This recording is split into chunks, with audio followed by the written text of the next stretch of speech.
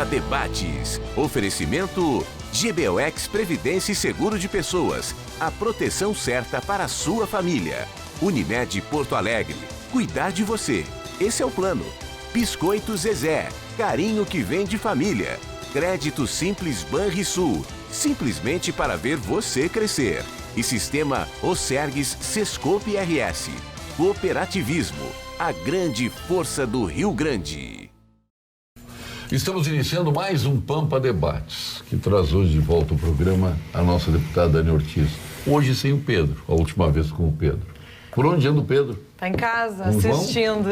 Com o João. Tá com o João? O João cuida do... Cuida, claro. Então ele está dividindo as tarefas da casa?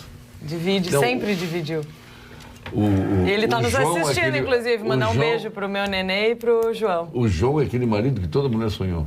Ele lava, passa, cozinha, cuida do neném, faz tudo. Tudo. Não dá para fazer muita propaganda, viu?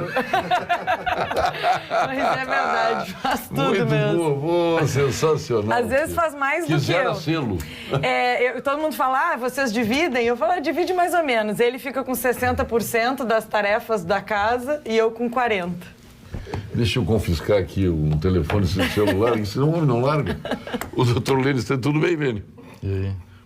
Tu não larga o telefone? Pô, eu trouxe lá de Manuel Viana, de Alegrete, o Caio Nemitz para conversar contigo. Eu estava querendo fazer a pesquisa para te responder sobre as perguntas sobre o Dallagnol e o Moro.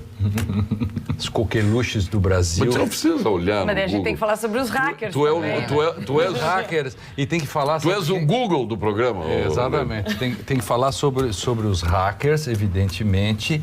Agora tem que falar, evidentemente, para saber assim, ó. Sérgio Moro, quando largaram as gravações do Lula, disse: não importa a forma, importa o conteúdo. Peremptório, duro. Agora, quando ele está até o pescoço com o negócio, assim, vamos incinerar as provas, porque elas são ilícitas. Ah, que bom! Pau que bate em Chico, as costas de Francisco não suportam? Eis a questão. Eis a questão. Mas como era só a apresentação... o que te dói é o seguinte, que nada que possa atingir o Moro, Dallagnol, Bolsonaro, vão atingir. Eles estão blindados. Eles são blindados, isso é verdade. Não vai atingir. Toda essa fase vai passar e vai continuar tudo igual. Se criou uma É que o teu partido, eu não diria o teu partido, mas a tua ideologia, né, elas ficam muito vulneráveis pela corrupção. Então, a população tirou o apoio. O Lula foi o presidente que mais apoio teve no Brasil, não foi? Foi. E perdeu todo o apoio pela corrupção. Vamos ver ainda essa questão da Lava Jato, que fez muito mal ao país. Eu acho que é o contrário. Fez muito mal. Eu não vou falar agora com vocês, porque nós estamos fala nas em pau que bate Chico. Bom, Depois das apresentações me inscrevo. Caio Nemitz. Trouxe, olha, tu vai lá, porque hoje vai estar o Lênio Streck, tu vai debater com... Não, se o Lênio tá, eu vou. Pô, o homem é do Alegrete. Obrigado.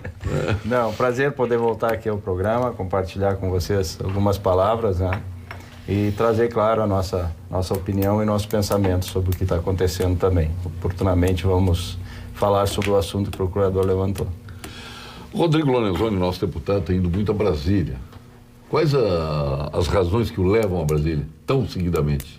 Bom, Paulo, primeiro, boa tarde a todos os colegas aqui de mesa, aos telespectadores.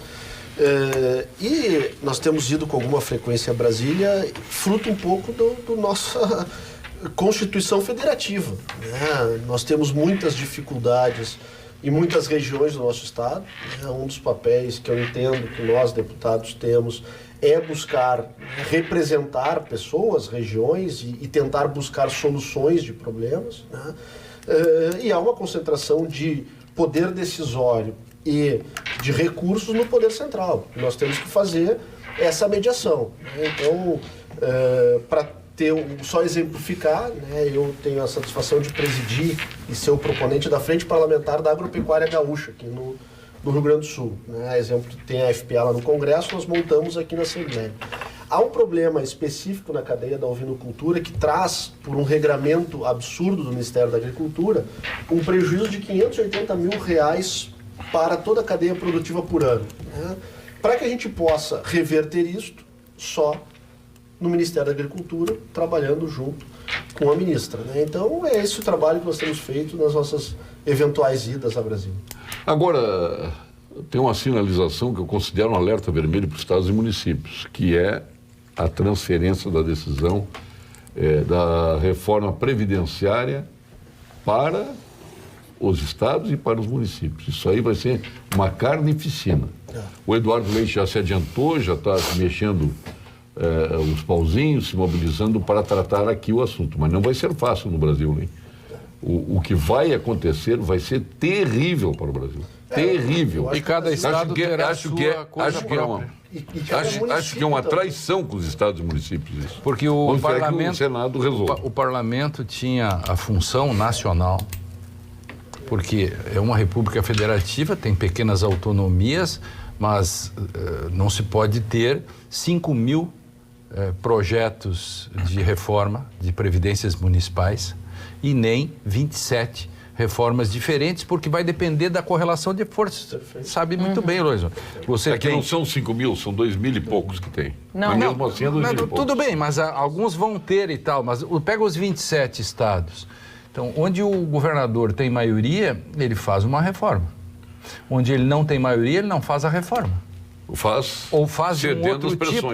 Então, aí vem o próximo governador, porque a política é dinâmica, troca o governador. E aí o Estado está numa situação complicada. É o que aconteceu no Rio Grande do Sul, né? Entendeu? Então o Rio Grande do Sul serve como um bom exemplo para isso, onde alguns projetos importantes não passavam na Assembleia pelo formato que se tinha da Assembleia Legislativa, não importando a necessidade daquele projeto para o Estado. Então, agora, dentro do formato que se tem hoje na Assembleia, acho que tem uma possibilidade de discutir uma reforma da Previdência aqui, só que os outros estados. E aí fica uma diferença entre um estado e outro, e depois essa diferença se vê também no desenvolvimento desses estados. Né? E veja, Anne, que é tão difícil isso, porque hoje a alíquota do IP, por exemplo, é 14%. Se você depende, que tipo de reforma não é fácil, porque tem que mexer em algumas outras coisas, porque se pensar simplesmente como vamos aumentar impostos para arrecadar a arrecadação, ou vamos resolver o problema da Previdência aumentando a alíquota, qual é o limite, por exemplo, assim, qual é a margem de aumento de alíquota que se tem, que já era 11%, foi indo. Entende? Veja como é mais difícil. O trabalho é hercúleo, realmente é um problemão, né? Agora, vai ser fácil.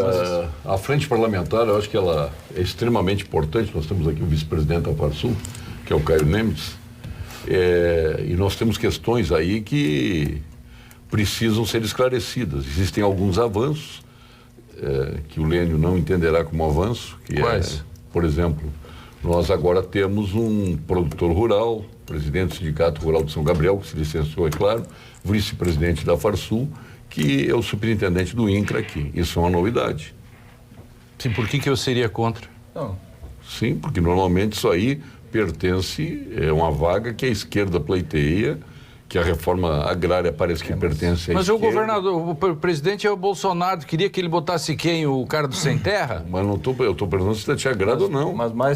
Que agrada o Bolsonaro, todo mundo sabe. Sim, por isso, mas ele tem que botar, cada um bota os seus. Mas política. Por exemplo, o nosso deputado Alceu Moreira indicar a superintendente lá para a Lagoa do Peixe é correlato ao que pensa o Bolsonaro e o governo federal. Tanto é que ela está lá. Mas desbancou movimentos esquerdistas que dominavam a Lagoa do Peixe. Querido, quem ganha a eleição, essa é uma questão, quem ganha a eleição coloca a sua política. Mas é bom então que tu concorde. Tu tá achando... Mas a política é isso, querido. O contrário que seria complicado. Mas é que o Bolsonaro foi muito criticado pela presença dos militares no governo, né? Sendo que no governo passado existia a presença dos sindicalistas e com quem estava de acordo com aquilo, é o que o Paulo está dizendo. Mas eu acho errado tu dizer que tal bandeira é de tal pessoa. As bandeiras, elas são conjuntas. Não, mas ela é entendido assim. Não, mas porque a esquerda se apropria das bandeiras. Isso é uma verdade. E ela se apropria das bandeiras e diz, bom, Rodrigo, eu defendo essa bandeira, tu essa, a gente se junta e essa bandeira é nossa. Então isso que está que é feito de forma equivocada. Agora vamos deixar o Caio falar. Por favor, Caio. Vamos deixar o Caio falar. A forma de colocar as coisas, mas eu queria me referir a esses dois casos citados, que é da Lagoa do Peixe e do INCRA Gaúcho, do INCRA do Rio Grande do Sul.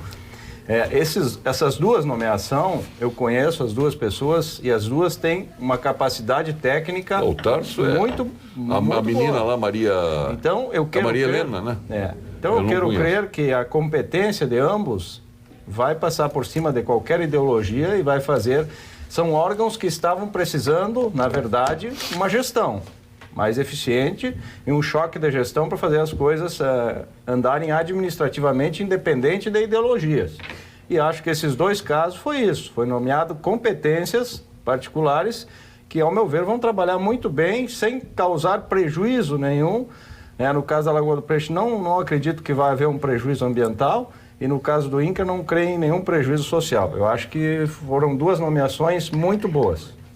Mas, Paulo, eu entendo isso. A gente tem que parar com essa coisa destes estigmas, né, que só servem para quem quer construir e insistir num discurso e numa narrativa sectária.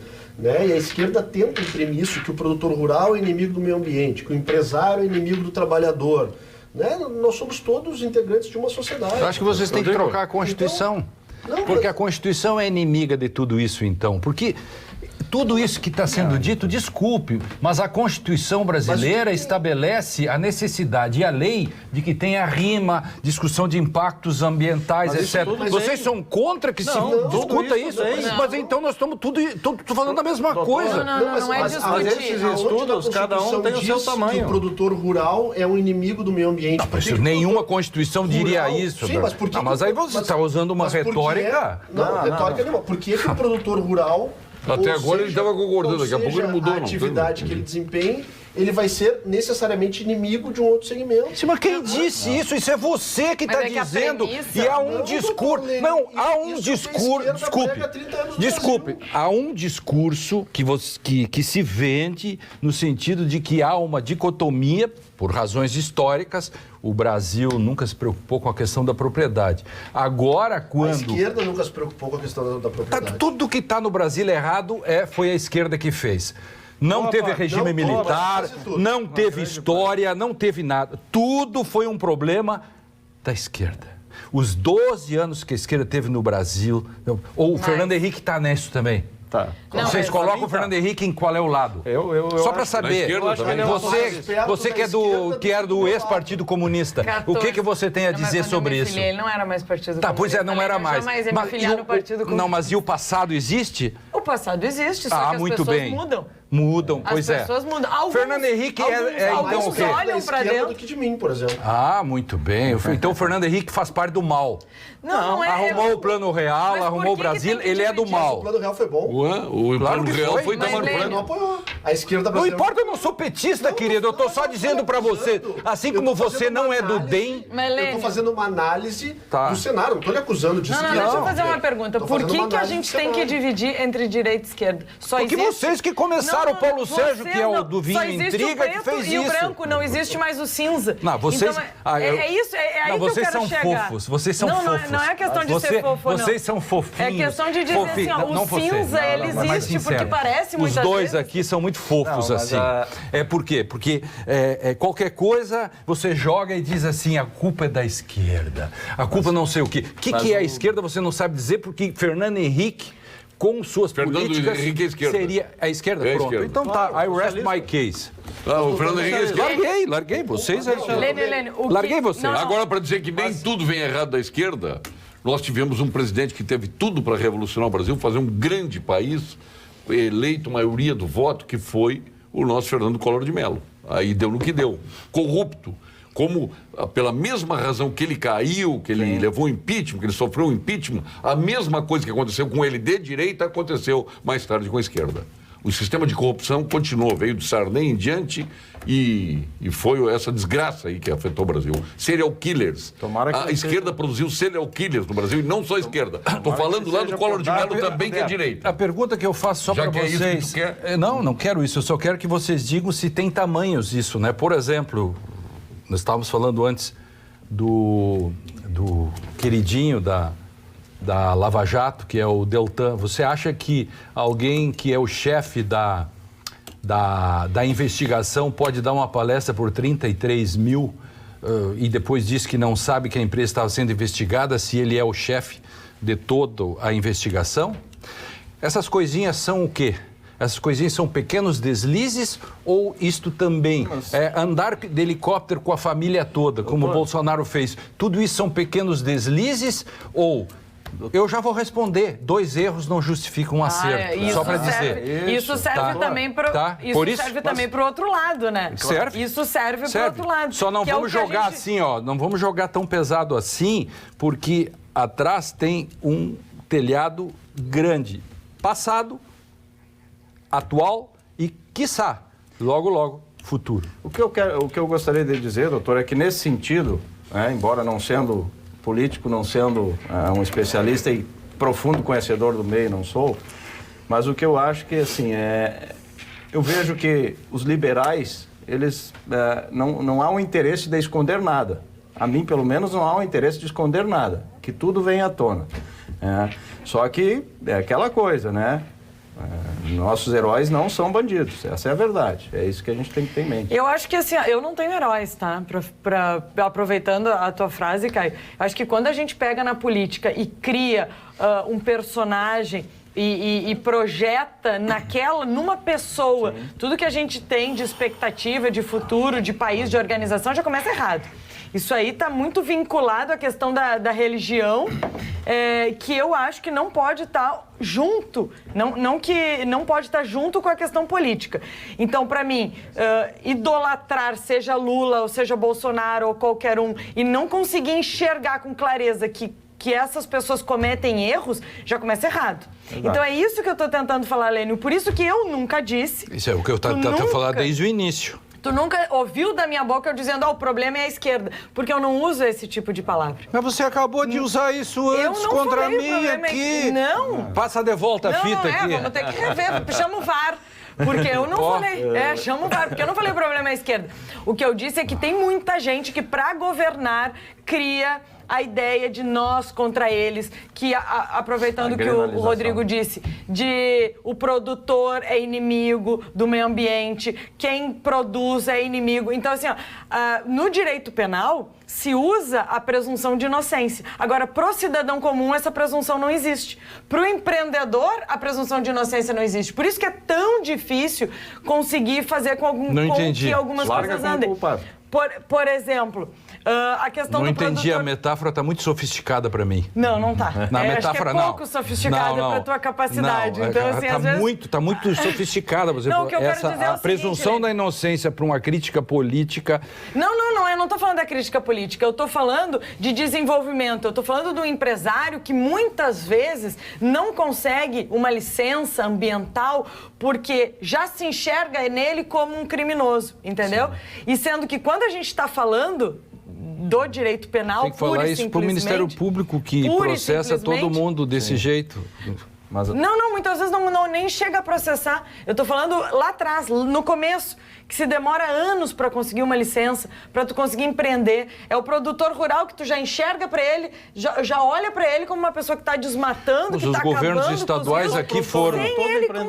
Sem ele nem ter começado, entendeu? É nisso que eu estou falando. Os erros esses são todos erros, porque não é possível que uma licença ambiental ou RIMA ou qualquer desses quejandos que tem aí, que são obstáculos, evidentemente, evidentemente, alguns necessários e alguns absolutamente burocráticos, ridículos, alguns deles.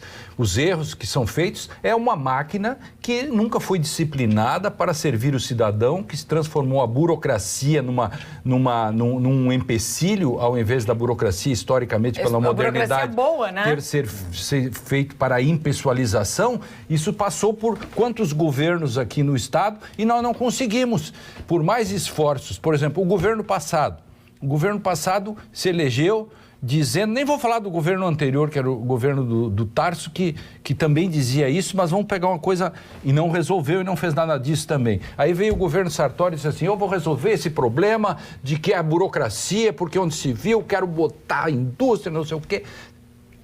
Passaram tanto tempo e as pessoas continuam se queixando igual da burocracia. Mas muitas coisas avançaram. É que há algo muito mais que é da estrutura. Um momento Claro, importantíssimo. Muitas coisas avançaram. Você não domina isso. Mas é que a burocracia... Olha a MP881 que está vindo aí, vai tornar essas coisas talvez muito melhor. Agora tem que ter o apoio dos deputados e muitas vezes para conseguir fazer, e aí não ceder à pressão de corporações ou de interesses. Isso. E aí, Lênio, aproveitando que nós estávamos falando antes de entrar aqui, você estava falando dos antibióticos, a burocracia, para mim, funciona assim. Ela é que nem remédio. Numa dose correta, ela é importante. Ultrapassando essa dose, vira veneno. E mata, e pode matar, inclusive, o paciente. Então, é sobre isso que eu estou falando. É muitas vezes tu enxergar o cidadão não como um criminoso, tu enxergar aquele empreendedor como alguém que quer fazer algo positivo, que está a fim de batalhar, de dar o sangue, o suor para o desenvolvimento não só do seu... da sua empresa, ou do seu negócio, ou do seu patrimônio, que é legítimo, porque não é feio aqui tu querer empreender e ganhar dinheiro, porque muita gente acha que isso é feio. Mas nós agora também quer o desenvolvimento da sua terra. Nós concordamos em muitas coisas disso, não há nenhum problema, tem pressupostos liberais que são absolutamente relevantes, desde as pequenas coisas, por exemplo, que é a cobrança de mensalidade de quem pode pagar em universidade, que isso para mim é uma coisa que todo mundo fala, mas ninguém executa, e nem esse governo vai conseguir fazer isso. E deveria ser assim? Acho que não. Em países da Europa é assim. É que o governo Bolsonaro não está sendo duro o suficiente. Isso tudo passa, na minha concepção, por uma concepção de Estado que foi preponderante no nosso país, desde a redemocratização, que é não enxergar de forma clara e convicta que o desenvolvimento do nosso país passa pelo empreendedorismo e pela iniciativa privada. Né? Há um entendimento de que, e houve um entendimento, que agora nós estamos lutando para que a gente possa enfrentar e romper essas barreiras, que o Estado seria, de alguma forma, o provedor do desenvolvimento. E a partir daí, começaram a se aumentar a estrutura estatal, e para tu sustentar a estrutura estatal, tu precisa ter burocracia para ela arrecadar, para se sustentar. E hoje nós temos uma série de órgãos e regramentos no nosso estado, no nosso país, que tem fim nele mesmo. Tem que multar, tem que interditar para que venha dinheiro para se manter ali. Então isso é uma distorção que nós temos. Concordo. Que a MP agora está vindo. Eu protocolei aqui na Assembleia o projeto 231, que é trazer para a realidade estadual os conceitos da liberdade econômica que a MP preza, e que ela começa a mudar esta lógica justamente daquilo que a gente estava falando. Ela começa a olhar e partir de um princípio que o cidadão é de bem. O Brasil tem dois problemas. Ele parte do princípio que, isso é muito interessante de fazer essa análise, que o cidadão empreendedor é de conduta questionável e o gestor público também. Nasce aquela Lei 8666 e outras que amarram a vida do gestor público. E só quem não está sob dúvida são os burocratas. Sim. Então, tu ser gestor público no Brasil é dificílimo porque tu não consegue fazer nada com agilidade. Tu empreender no Brasil é quase impossível. Nós precisamos quebrar esta lógica. E esta lei que nós estamos trazendo aqui, amparada e espelhada na MP, é nisso. Parte do princípio que o cidadão tem boa fé quando houver dúvida. Mas o Estado não pode ser visto também como Agora eu tenho uma ótima notícia. Ele é necessário Agora para regular uma série de coisas. Agora eu tenho uma ótima notícia para quem é empreendedor e também para quem está pensando em empreender. Você sabia que o Sebrae RS disponibiliza diversos cursos online para você acessar quando e onde quiser? É isto mesmo, acessando sebrae-rs.com.br, você vai encontrar o conteúdo certo para auxiliar na transformação do seu negócio ou ainda colocar uma nova ideia em prática. E as inscrições são absolutamente gratuitas. Tudo pensando para você se preparar melhor e encarar novas oportunidades. Acesse o sebrae-rs.com.br e comece agora mesmo a sua transformação. Sebrae RS, empreendedorismo que transforma. O CREMERS é contra a abertura de novos cursos de medicina e a criação de mais vagas nos cursos já existentes. Mais do que quantidade, é preciso buscar, isso sim, mais qualidade na formação. Hoje, são 336 faculdades de medicina no país e 450 mil profissionais em atividade. Não faltam médicos, o que falta é mais estrutura e uma política séria de saúde. E grandes histórias começam nas melhores vinícolas, se transformam em vinho e chegam à sua taça através do trabalho minucioso da Vinhos do Mundo, importando de Mendonça, Vale do Colchagua, Piemonte, Toscana, Languedoc, Patagônia, Tejo e muitas outras regiões. Ali estão os mais diferenciados rótulos. Vive a melhor experiência do velho e do novo mundo em uma loja da Vinhos do Mundo, na Avenida Cristóvão Colombo, 1493, na Getúlio Vargas, 1135 e na Lípio César, 203. Lá o Lênin encontra até aquele vinho que ele adora, o Rotpacken, que é um vinho alemão que era produzido na Alemanha Oriental, na época do comunismo. Isso.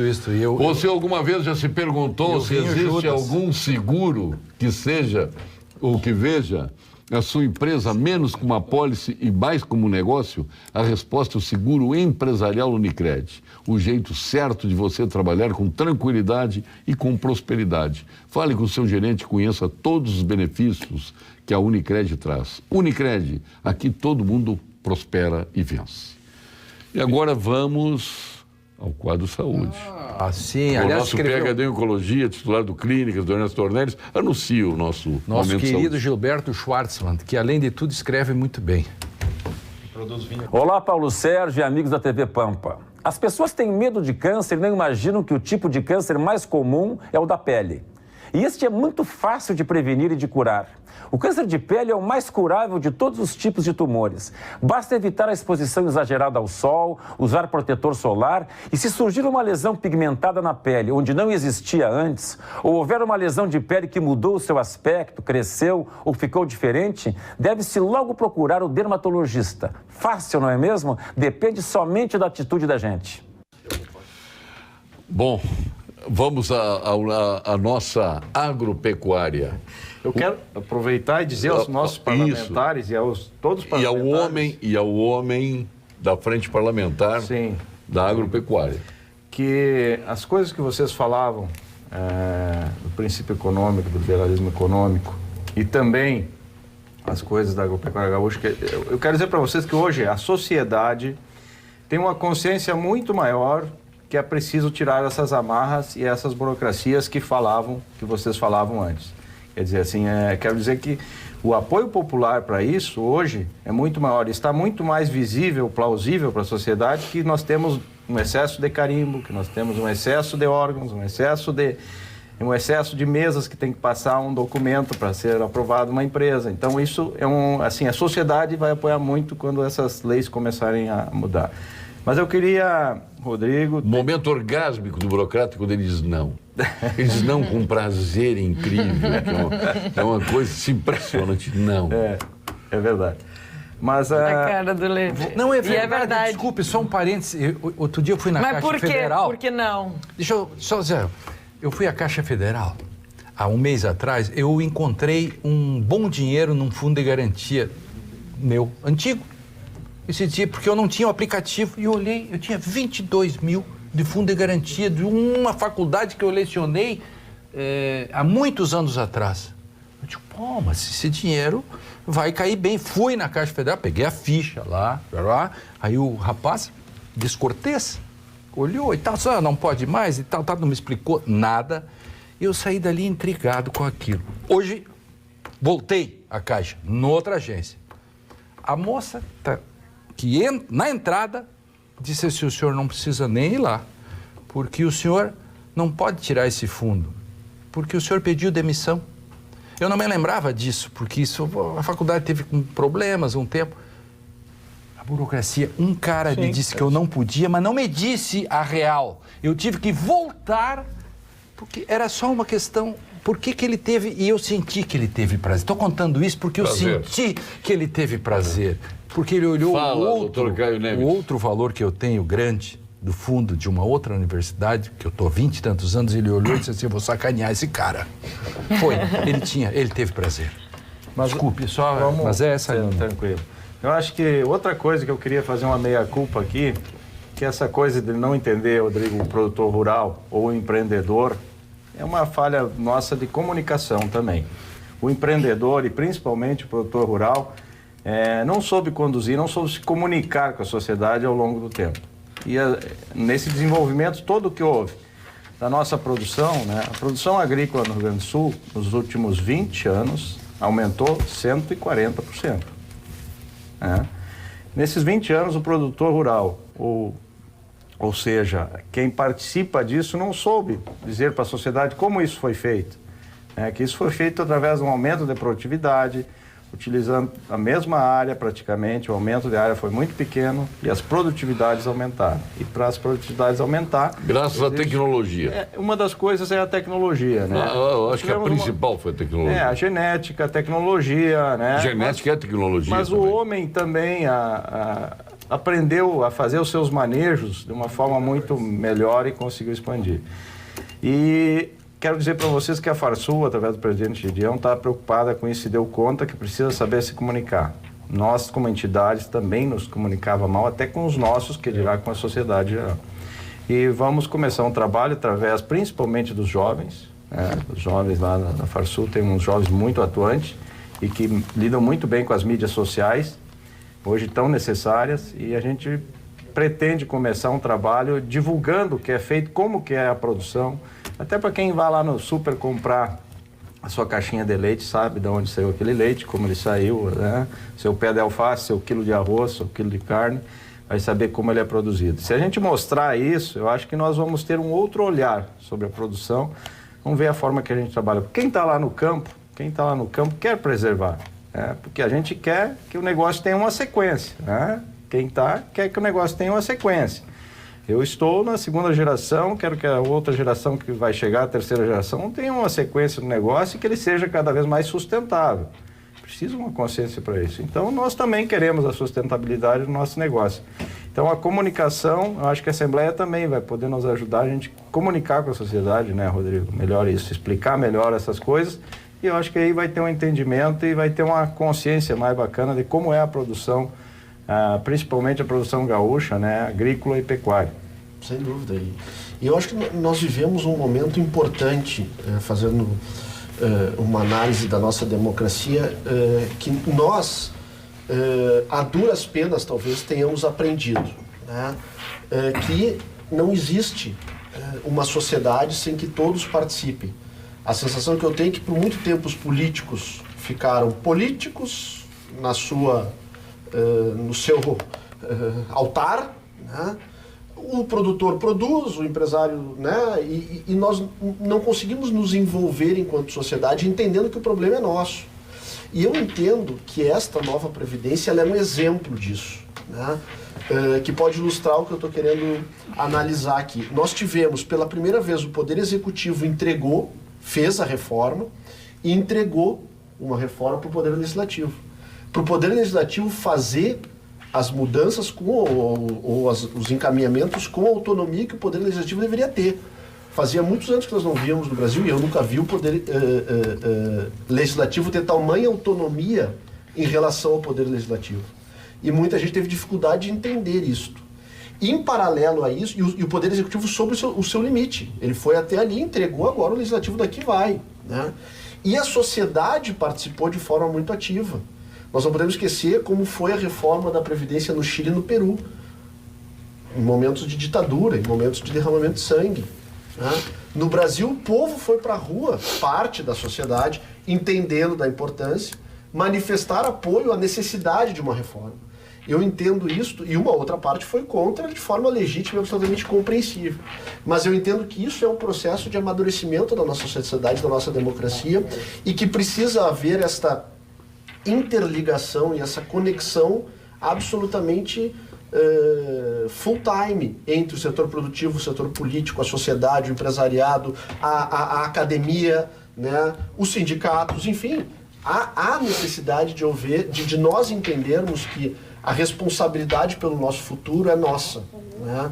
É da sociedade de todas as partes. E acredito que nesse sentido a gente está num período, apesar de estar vivendo muito acirramento, muita polarização, mas eu consigo também enxergar um processo de amadurecimento na nossa sociedade do ponto de vista democrático. Né? Vão ter mudanças importantes nos próximos anos aí. Eu estou acreditando que a sociedade está amadurecendo e essa comunicação muito rápida hoje, né? Ela nivela de um certo... Apesar de que o nosso grande problema vai ser filtrar a informação, né? E conseguir entendê-la da forma mais correta. Mas é que a mudança demora, né? Antes o Rodrigo estava falando sobre mudança, sobre o papel do Estado, sobre esse tempo que os representantes foram mostrando para a população que o Estado é que tem que gerir tudo, o Estado é que tem que oferecer, o Estado é quem tem que dar as coisas, e um pensamento muito paternalista. E a gente tem agora uma mudança de entendimento. Isso demora. Toda mudança demora, mudança de comportamento. Se fazer uma mudança de comportamento de uma forma individual é difícil, eu imagina isso dentro de uma sociedade. Eu me questiono muito assim, sobre hábitos, tá? Eu não gosto de fazer exercício. Não gosto de fazer exercício. Preciso fazer exercício. Acho que todo mundo precisa se dedicar um tempo para fazer exercício, pensando no futuro. Então, eu tento mudar um hábito meu, particular, que só depende de mim, e já é uma dificuldade muito grande. Imagina, Helênio, tu mudar toda uma sociedade em pouquíssimo tempo, porque esse governo tem 7 meses, né? Vai findar agora o 7º mês. Tu tentar mudar todo um pensamento de uma população e aí eu vou fazer uma crítica, que recebe o Bolsa Família, que eu não sou contra o Bolsa Família, eu sou contra a forma que é feito. Porque tu não exige absolutamente nada da pessoa que recebe, que ela faça uma capacitação, que ela tenha um tempo, olha, tu vai receber por um tempo para sair da extrema pobreza, mas depois vai se capacitar, vai se qualificar e vai conseguir andar com as próprias pernas. Isso sim é tu conseguir emancipar aquela pessoa, tu conseguir dar autonomia, prosperidade e um futuro para aquela pessoa. E não comemorar números, de dizer, olha, a gente tinha tantos inscritos no Bolsa Família, agora temos o dobro. E cada vez que tu fala o dobro, isso me batia de uma forma diferente, de tu falar, como assim? Tá errado, tu não tem que comemorar pessoas que entram no programa, mas sim pessoas que saem do programa com a sua independência. Tu falasse em 7 meses, 15% do governo Bolsonaro já foi, né? Não, claro. E do governo Leite também. Também tem isso, mas eu quero concordar eu acho que Bolsa Família não pode ter filhos nem netos. Porque é uma coisa que é uma transição, e se ela não funcionar como transição... A maior barbárie que se faz contra o povo é o Bolsa Família. Aí dá trabalho para as pessoas. Tá,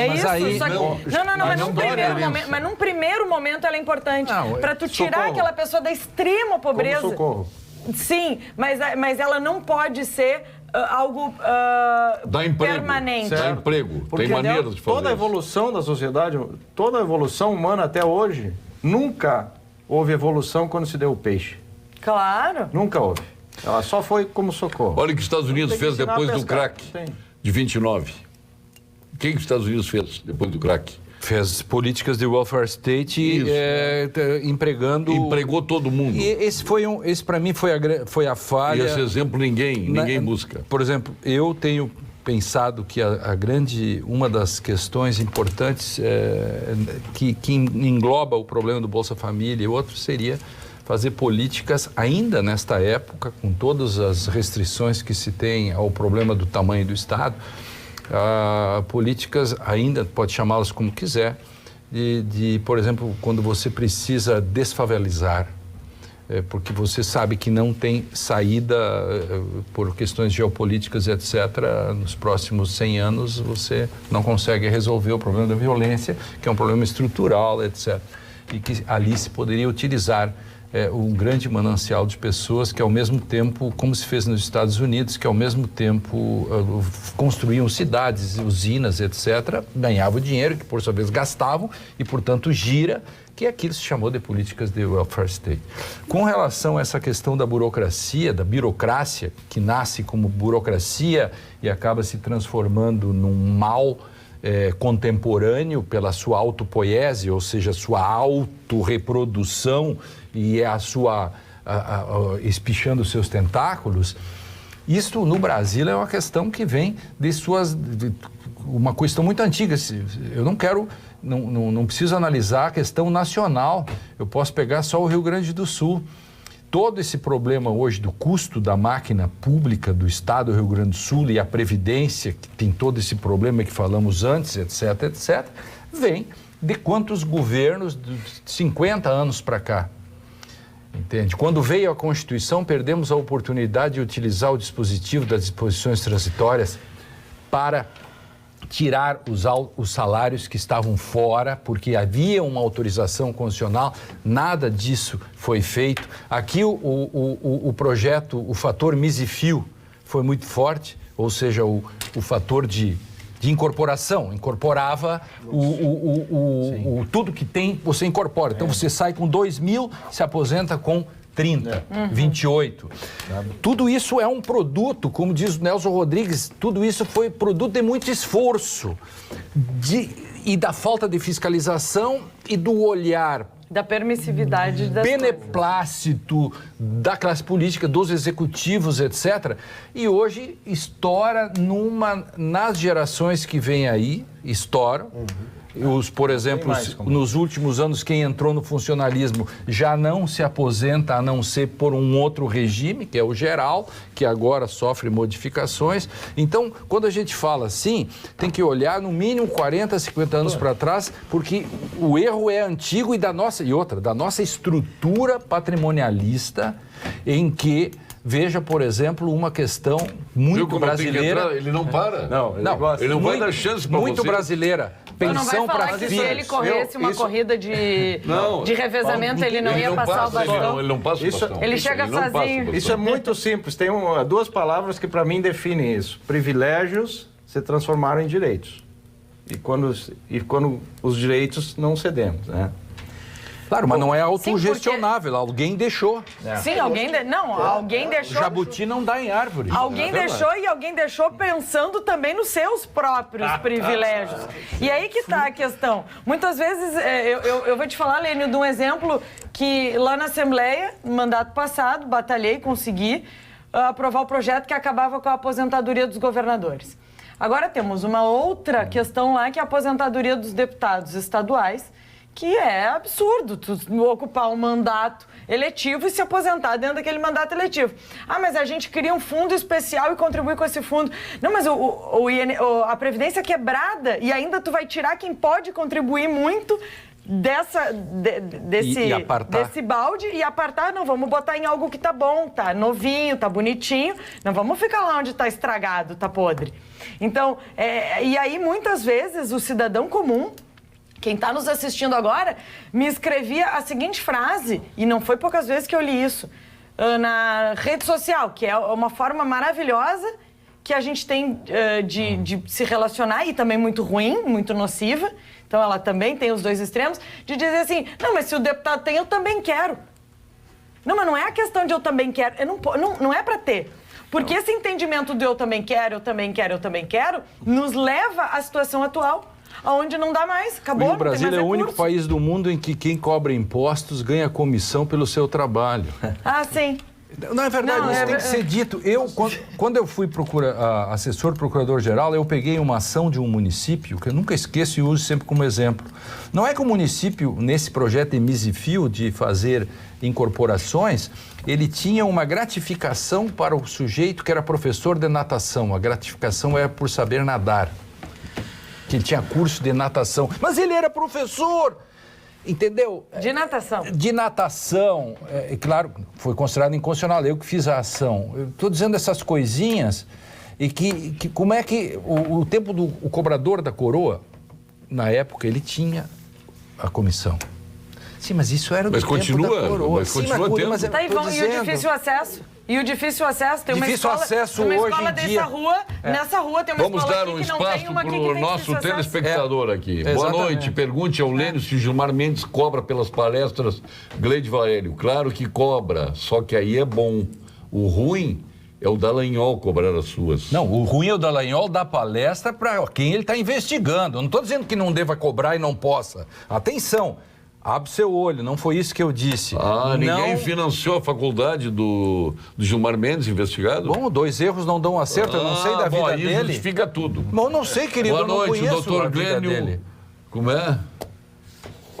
Eu não sou advogado do Gilmar Mendes, eu acho que ele tem advogados muito Olha, bons. pergunta ao doutor Lênio se ele foi retirar os R$500 que o presidente liberou do fundo dele. Eu ia te sugerir. Fui inclusive, e entrei numa fila longa, e é mais de 500, porque, enfim... Sabe quando os políticos vão fazer algo para a população? Quando cortarem o salário deles, para pagar em dia o salário dos professores, policiais, etc. Gabriel Pires, de Farroupilha. Paulo Sérgio, boa noite. O programa está maravilhoso, mas gostaria de ouvir o doutor Lênio, do doutor Lênio, se o Lula é inocente. O Derli está perguntando. Não sei Meu se ele Deus. é inocente. O que tem? Não, o processo Tu não terminou sabe se ainda. Eu ele não é sei se ele é inocente. Agora que... Não, que o ele processo foi não terminou, condenado? vai terminar quando? Não sei. Mas ele está condenado? Mas a culpa é minha do processo não ter terminado? Até isso querem me culpar? Não. Telespectador, o me processo Ele está não preso por quê? Me ajude. Por que ele está Me preso? ajude. Por que ele está O processo preso? dele não termina. Por que ele tá O processo preso? de Porque ele qualquer está um de nós já tinha condenado em terminado há primeira e horas. segunda instância. Ah, bom, então tá. Claro. Não, Meu eu tô te Deus, perguntando, vendo- Lênio, Engraçado é o seguinte, todos vocês, se um dia tiverem um problema jurídico, não sei se já Já vai tiveram... ter terminado. Não, eu quero dizer assim, ó, se você tem um problema jurídico, você quer pegar o melhor advogado que ele lhe defenda melhor, não é verdade? Sim. Muito bem. É o que o ex-presidente está fazendo, como o Dallagnol vai fazer, como o Sérgio Moro vai fazer. isso Qualquer um quer um bom advogado e usar... Mas eu isso quero não dizer é o assim, ó, problema. não, usar O problema todos é a os... morosidade. todos Mas a morosidade é culpa de quem? da legislação. Ah, do sistema. Ah, bom, tá Não, certo. é culpa da legislação. Aí eu tô te fazendo uma Bom, pergunta de não lei. é minha culpa, Quando é que então? termina? Hã? Quando é que termina? Eu não tô te perguntando politicamente, tô te fazendo uma pergunta, quando que termina? Deve terminar esse ano. Apostas. Olha aqui, a Andréia está dizendo aqui. Está dizendo no STF. Boa noite. Esse ano. O doutor Lênio, que acha do doutor Luiz Pereira Lima um nécio, não é de estranhar que ele defenda a honra de gente do bem como o ministro Moro. O PT e os petistas fazem mal ao país, doutor Lênio, a Andréia está dizendo. Eu disse pro... Amanhã eu vou encontrar o Luiz Pereira Lima, o meu nécio querido, preferido. Já que é assim... Paulo Sérgio, preciso ir no batizado. Não sei se falo com Angélica e vou de táxi, ou se levo minha família de helicóptero. O que vocês me aconselham? Ou é uma pergunta idiota? Luiz de Canoas. Rodrigo, responde. Não entendi a pergunta. Estou perguntando se ele... helicóptero. Hein? É Se ele vai ao batizado, e ele não sabe se vai de táxi ou de helicóptero. Qual é o mais barato para ir? Isso é uma decisão dele. Eu sou de acordo. Eu defendo É a isso que ele liberdade quer, de ele quer decisão. saber. Ele tem que saber. O Luiz quer saber qual é o mais barato. Ele tem que saber. Eu te Não, dou mas- a ideia, uma maldadezinha dele aqui, né? Claro. É que o helicóptero vai ser de graça, dependendo. Manda este PT embora daí, o Leopoldo de Quintão. Quem é o PT aqui? Pô, é lá da minha nenhum. praia, o Leopoldo. Ó, de Quintão, ó. Olha aqui, ó. Um abraço lá pro pessoal de Quintão. Pesquisas indicam que 25% da população brasileira acredita em Adão e Eva. E 7% acham que a Terra é plana. Mas o Leopoldo Doutor, é um você dos que acredita nas acredita na nossas Terra é pesquisas? plana. Doutor, você não acredita Não, nas mas tem nossas gente que pesquisas? acredita que o Lula é inocente. Pois então, tem Olha aqui, ó. percentual. Só aqui, só para Não, retomar não foi contigo isso que ele aqui. disse. Boa noite. Hoje o Lênio Streck tomou conta da bancada, está se achando, está roxo, gritando e faltando com respeito aos convidados. Não sei, alguém se sentiu... tranquilo. Não, ninguém se sentiu. Agora eu não preciso me Agora- achar, eu sou o cara, esse é diferente. Por que eu estou me achando? Ele está me ofendendo, eu estou me achando. Claro. Não, eu sou o cara. Claro, tu é Deus Evidente. ou filho de Deus? Tá? Olha, eu sou Tá um bom, cristão. vou ficar como um filho de Deus mesmo. É, eu tá? sou um cristão, né? Devoto. E aí? Verdade. Não, vamos aproveitar nossos parlamentares e vamos falar um pouquinho da infraestrutura, né? Pra vocês, porque eu acho que é uma coisa, assim, ó, importantíssima. Importantíssima, eu acompanho isso de perto.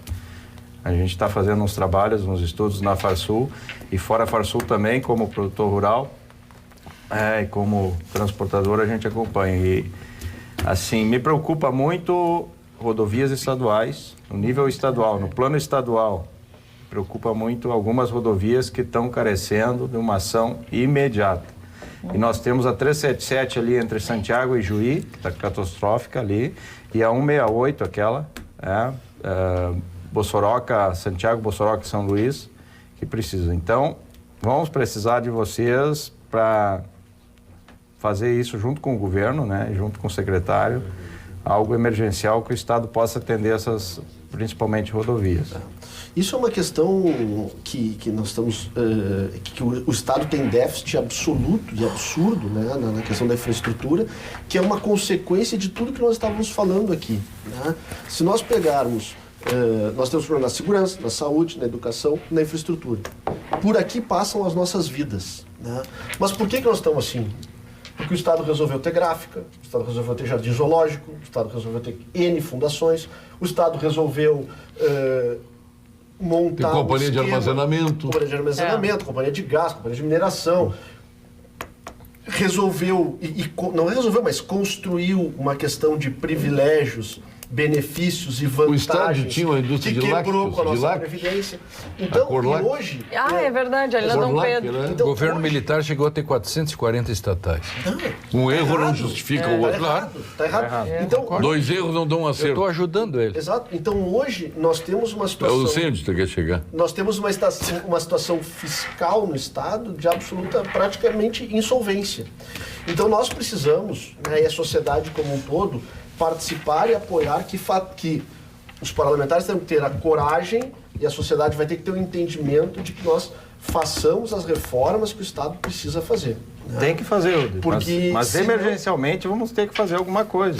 Não há Este dúvida, ano. vamos buscar Sim, mas alternativas. Pontualmente tem algumas Mas coisas. a adesão ao Eu quero plano de dizer pra recuperação vocês uma fiscal coisa. abre um espaço para investimento. Ontem eu Importantíssimo fui. e tem que sair. Ontem de manhã eu fui com o Mário Darós naquela reluzente. Como é o nome da caminhonete dele? É uma. Deve ser daquelas de 400, 500. Sei, mas aquela- eu sei que tu vai 700. quinta-feira, tu vai com 700 ele mil. até o fim. Eu não entendi. Fui andar tá? por Não posso te Canoas. ajudar. Por Canoas. Andei por toda. Não tinha um Cayenne. buraco, não.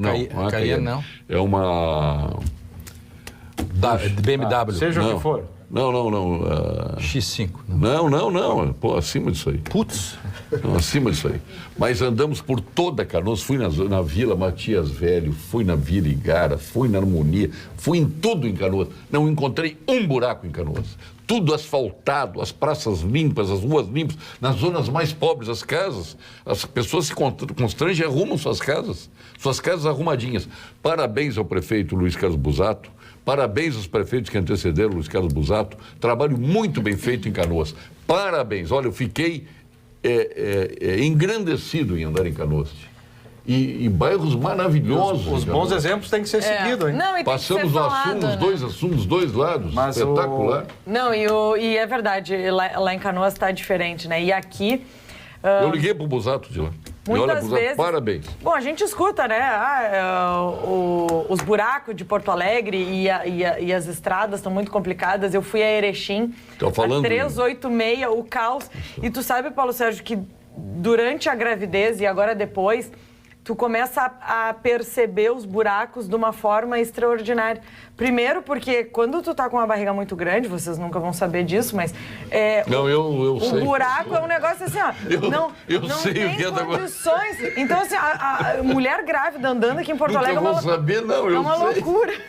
Mulher grávida aqui andando em Porto Alegre é uma loucura. E depois, com o bebê, a criança se sacode de uma maneira dentro do bebê conforto. Quando eu ando com meu neném no carro, eu fico com a mão do lado da cabeça dele para não sacudir muito a cabeça, porque é um negócio assim, desesperador. Não, Porto Alegre é... E andar na calçada. Então tenta pegar o carrinho. Aí outro dia eu falei, não, vou pegar o carrinho. Tomei uma decisão maravilhosa. Vou pegar o carrinho e vou da minha casa até minha mãe. Minha mãe mora 2, 3 quadras da minha casa. Nunca mais. Não tem condições. Por favor, querida deputada Ana Ortiz, não fale mais em difícil acesso aos professores. Tenho 15 anos como professor do Estado, tenho pós-graduação e faço 48 horas. Se não fosse o difícil acesso, eu estaria ganhando R$ 2.200. Além disso, estamos há 5 anos sem reposição salarial, correção da inflação, perdendo 33% do poder, do poder aquisitivo. Por favor, tire os privilégios marajás do Estado, não dos professores, Anderson. Não, mas deixa eu responder para o Anderson uma coisa. O soldado aluno da Brigada Militar, aliás, parabéns ao Coronel Mamurinha, parabéns aos formandos, soldados formandos da Brigada Militar. Um aluno soldado da Brigada Militar ganha R$ 4.500. Mas, Paulo Sérgio, eu não estou falando que o professor não tem que ganhar mais. Eu estou falando que uma coisa é uma coisa e outra coisa é outra coisa. E eu vou dizer a mesma coisa em relação ao difícil acesso, que eu já disse aqui para quem ganha do judiciário auxílio moradia. Ah, mas o auxílio moradia serve porque daí o promotor, o juiz não se aposentam, ficam mais, ou então porque tem depois um... E aí a gente já conversou sobre isso aqui. Uma coisa é uma coisa, outra coisa é outra coisa. Congimo, não qualidade comprovada. Nem da infraestrutura agora federal. Teu ponto final. Ponto final. Oferecimento produtos Gimo, qualidade comprovada. Olha aqui, o governo militar teve 444 estatais, mas nos Estados Unidos, depois do craque da Bolsa, o governo gerou emprego através das estatais. No Brasil, foi tudo errado. Paulo Renato, Rio Grande. O avião da FAB é muito barato, é só perguntar para o filho do Lula. Paulo Renato, Rio Grande. Esse é o ponto final, deputado. Bom, Paulo Sérgio, primeiro agradecer o espaço, o debate aqui e reafirmar, né? Me parece que hoje há um consenso na sociedade que nós estamos no fundo do poço, né? Que nós temos um país e um Estado quebrado e que nós precisamos buscar saídas sobre isso, né? Porque gerações pagaram essa conta e gerações poderão seguir pagando ainda mais se nós não propusermos e não enfrentarmos e não realizarmos as reformas que precisamos fazer, seja no nosso Estado, seja no nosso país. É nosso compromisso, nosso dever, na minha opinião, como agentes públicos, construir estes caminhos para que possamos ter um futuro de prosperidade. E nós teremos, sim, que cortar na carne, ter o entendimento de que nós vamos ter que fazer um esforço da sociedade sob pena de termos um aprofundamento. Sua continência vai para quem hoje? Minha continência hoje vai para os empreendedores, que são a força motriz da economia deste Estado e desse país. Olha aqui o lençometria digital para suas lentes aqui. Muito obrigado. Espetacular. Lá do Centro Erótica, ali no Mãe de Deus Center, na Carlos Gomes. Já vou usar agora. Deputado, recomendo. Bom, Paulo, primeiro eu quero mandar um abraço, agradecer mais uma vez a oportunidade de estar aqui no teu programa, mandar um abraço para o Giovanni Duval e quero mandar um abraço para o meu amigo Gabriel Fernandes, que está nos assistindo lá de Tramandaí, que é professor, e vou aproveitar isso para falar sim sobre a questão do difícil acesso. Porque quando se tem difícil acesso, não são todos os professores que conseguem ir para o difícil acesso, para uma escola de difícil acesso, para não receber o que o Anderson dizia que ele estaria recebendo se não fosse isso. Então, quando a gente tem que lutar contra os privilégios, é contra esse tipo de privilégio que eu estou falando. Porque uma escola que de um lado da rua tem difícil acesso e do outro lado da rua tem outra escola que não tem difícil acesso, a gente está, sim, falando de privilégios. Então, a gente tem que trabalhar e fazer o nosso trabalho por um Estado mais enxuto, por um Estado eficiente, para que todos os professores possam receber. Eu também quero bater continência para quem investe, para quem empreende nesse país tão difícil que muitas vezes é tratado como criminoso, né? Diferente dos próprios criminosos que têm a presunção de inocência. Lençometria para a deputada Dani Ortiz. Muito obrigada. Quero mandar um abraço para o Alexandre também, já aqui, dizer que vou aproveitar muito nos meus óculos. Alexandre Lau, sua continência é o ponto final. Não, o ponto final é lamentar profundamente, vou usar as palavras do Dória. Governador Dória de São Paulo, que lamentou profundamente a infeliz declaração do presidente Bolsonaro sobre o pai do Felipe Santa Cruz, cujo corpo nunca foi achado. A mãe dele morreu há pouco tempo, sem que o pai dele aparecesse. E o Bolsonaro deu foi absolutamente infeliz. Até o Dória e tanta gente achou. E a continência? A continência é para a família do Felipe Santa Cruz, que se entrou na alma dessa questão que é o luto parental. Você não pode mexer com a alma das pessoas. Isso foi um grande erro do presidente Bolsonaro. Isso não se faz. Lensometria digital para os seus óculos, doutor. Muito obrigado. Caio Nemitz. Gosto muito disso aqui. Tu tinha um tema aí, agora aproveita e dá a tua continência. Agradecer, então, a oportunidade, o convite por estar aqui mais uma vez, né? Poder conversar um pouco. E é claro que o tempo é muito curto para tudo que nós precisávamos falar, deixar o apelo realmente ao governo do estado para que dê uma olhada na RS 377 não 68 lá da nossa região, e dizer que temos também ações de infraestrutura a nível federal que deverão acontecer no estado importantes, falando em ferrovias e hidrovias, além das duplicações necessárias. Todo esse aumento de produção que eu falei do estado, ele está com as mesmas vias. Além disso, tem um aumento de veículos que tivemos nesse período. Hoje, todo mundo tem o seu veículo. Então, precisamos urgentemente acertar as questões das ferrovias. Vai haver a renovação da concessão, muito provavelmente, que é o que o governo está trabalhando, mas uma renovação em outros moldes. Uma renovação que vai mexer no contrato, vai deixar ele mais aberto, vai permitir... Porque o sucedâneo da LL, como é o nome? Rumo. Rumo não, diz que não mexe. Não. Mexe porque eles aceitaram já na renovação da Malha Paulista e eles vão... E a sua continência, Caio? Minha continência vai para o seu Antônio, lá em Manuel Viana. Não, teu pai? Isso. Pô, maravilha. Lensometria para ti aqui. Muito obrigado. De aniversário no sábado, o Ricardo Engler, ex-secretário da Fazenda do Estado, Eunice Tramontina, esposa do nosso Clóvis Tramontina. Entre tantos aniversariantes do sábado, o Carlos Alberto Carvalho, filho, diretor de marketing do teu time, o Grêmio, Lênio. Opa! A Lúcia Jolovic, o Márcio Pazinato, também aniversariando no sábado. No domingo, a desembargadora Maria Isabel Diniz Galotti Rodrigues, a juíza Vivian Cristina Agonese Spengler, o procurador João Carlos Pacheco, a Ana Reis, o Dom Jaime Henrique Quemelo, o Thomas Herman, o Zilmar Mussali, o Leonel Caran, isso todos domingo. A Cristiane Haas, viu, Vera, esposa de Sérgio Maia, Cristiane Haas Maia, um beijo para ela, o Eduardo Logman, nosso querido amigo também, Eduardo da Costa Chies, filha do Sicão, a Flávia Eizeric, irmão do Marcos Eizeric, o Luiz Fernando Binotto, entre tantos. E hoje, de aniversariante, o Fernando Alonso, não sei onde ele anda agora, a Daniela Altmaier, o Sérgio Gonzaga, esposo da Disa, Maria Augusta Dallagnol, o Luiz Furlan, ex-ministro, Valesca Tartarotti, são os aniversariantes. O Flávio da Costa Vieira, nosso presidente da Unimed. Eu estou olhando aqui por cima, porque tem tantos aniversariantes tempo, aí. Paulo Sérgio. Eu só quero fazer uma homenagem agora no final do programa ao Milton Ferretti que nos deixou ontem, hoje foi cremado. Meu abraço a Maria Helena, sua esposa, ao Miltinho, ao Cristiano, a Jaqueline, seus filhos.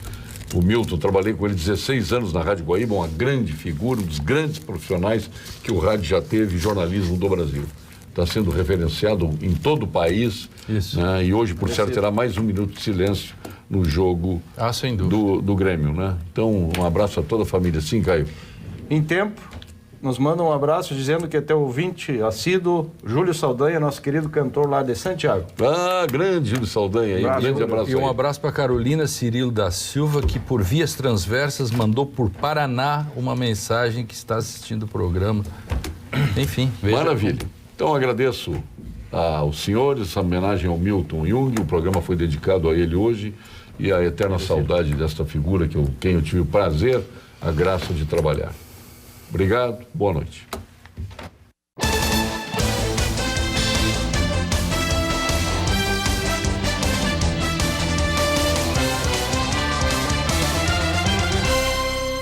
Pampa Debates. Oferecimento GBOX Previdência e Seguro de Pessoas. A proteção certa para a sua família. Unimed Porto Alegre. Cuidar de você. Esse é o plano. Biscoito Zezé. Carinho que vem de família.